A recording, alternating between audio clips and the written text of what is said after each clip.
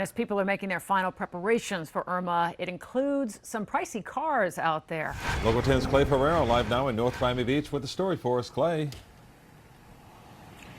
Calvin and Lori, we're here at Lamborghini Miami, and this is a lot about the size of a football field. It's enormous. Normally you would have more than 60 Lamborghinis here, Rolls-Royce, some of the high-end Mercedes SUVs. So where do they all go? Let's show you. This is time-lapse video shot by Abby Shemelis of these cars all being pulled into a relatively small showroom, considering how many cars went in here. It's unbelievable to see the number of cars they were able to put in there. So, as you mentioned, it's not just Lamborghinis here. We're talking about Rolls-Royces, more than $20 million in inventory they had to quickly move into that small showroom. And what was interesting about this is we spoke to the owner, Brett David, and he said that they have been following this all very closely. Yesterday, on Thursday, he decided it was time. So he got his entire team get all these cars into that showroom. He said that this new showroom can withstand a Category 3, perhaps Category 4 winds. They were not taking any chances once they saw that this storm was coming. And he said one of the best parts about it was get it done yesterday so that he could take care of himself and also make sure that the rest of his staff was fully taken care of today.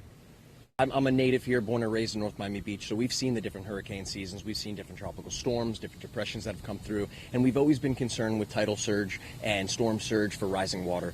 One of the greatest things that we had an opportunity to have was the recent purchase of the new Prestige Imports building next door. That's a 70-car showroom that actually has an ability to withstand hurricane, Category 3, Category 4. I don't necessarily want to say 5, but we're going to pray for the best.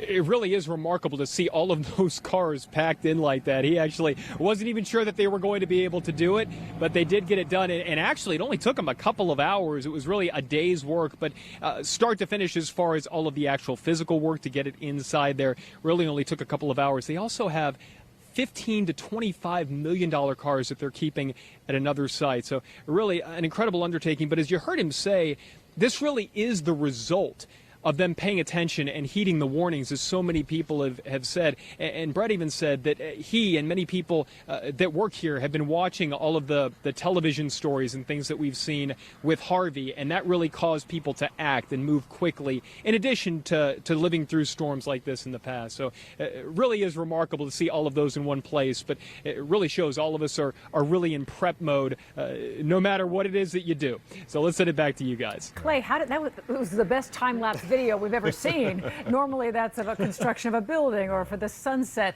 Did they just use one of their security cameras for that? How did they do that? Yeah, I'm not going to lie. I was stretching a little bit to try to make sure that we were able to see all of those cars pulling in there, because the beginning of the video, when you just see one or two, you're like, okay, that's nice. When they start to pile them in there like that so closely in the beautiful colors, his name is Abby Shemelis. He's worked in local news around here for quite a while, and he actually does work now. Talk about a great job. He actually goes around, and he's a freelancer, but he does a lot of things with these high-end car dealerships and also with Brett in order to promote those. So, but what was really interesting was seeing how all of that came together and the precision that went into all of it. And we saw that video, and we just had to find out exactly how they did all that. And the full value of all those cars in one place, you said about $20 million worth of cars?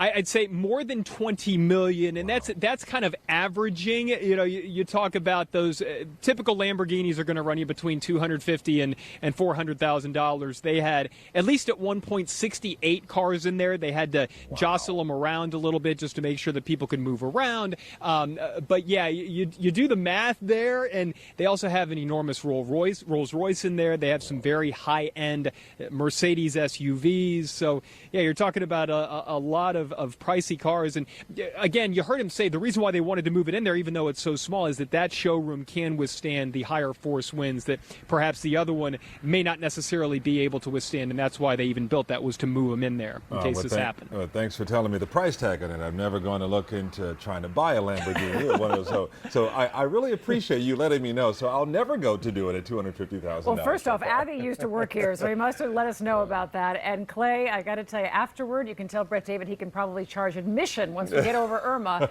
for is car true. lovers to just stand there and Yeah. dream. Yeah, wow. What fun. All right, Clay, glad to know they're safe No doubt out about there. that. And we'll check in with you a bit later.